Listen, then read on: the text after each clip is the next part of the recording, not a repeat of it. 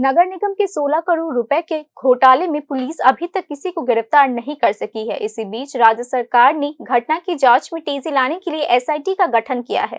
अगरतला नगर निगम के बैंक खाते से 16 करोड़ रुपए अचानक गायब हुए 10 दिन बीत चुके हैं, लेकिन पुलिस अभी तक किसी को गिरफ्तार नहीं कर पाई है।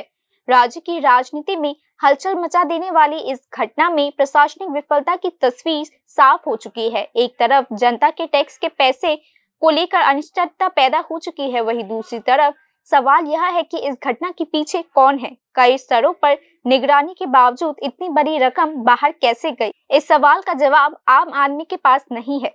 नियमों के अनुसार 3 बैंक अधिकारियों की मंजूरी के बिना कोई बड़ा चेक पास नहीं किया जा सकता, लेकिन यह करोड़ों रुपए का फ्रॉड चेक मंजूर कैसे हो गया। इतनी बड़ी रकम गायब होने का मामला ऑडिट में भी सवालों के घेरे में है।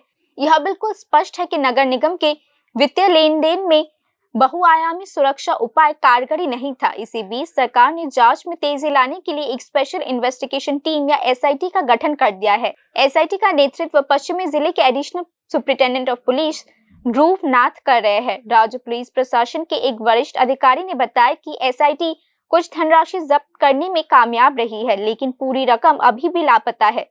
पुलिस के अनुसार बैंक और नगर निगम दोनों की आंतरिक मिलीभगत की प्रबल संभावना बनी हुई है। इसी बीच विपक्षी राजनीतिक दलों ने पूरे मामले की निष्पक्ष जांच के साथ साथ सीबीआई जांच की भी मांग की है। ऐसे में सरकार पर दबाव बढ़ रहा है, क्योंकि अगर जल्द ही कार्यवाही नहीं की गई तो विपक्ष भ्रष्टाचार के आरोपों का राजनीतिक फायदा उठा सकते हैं। यह घोटाला सिर्फ मनी लॉन्ड्रिंग का नहीं है, बल्कि भ्रष्ट गिरोहों को सजा दिलाने का भी है। Bureau report, news now.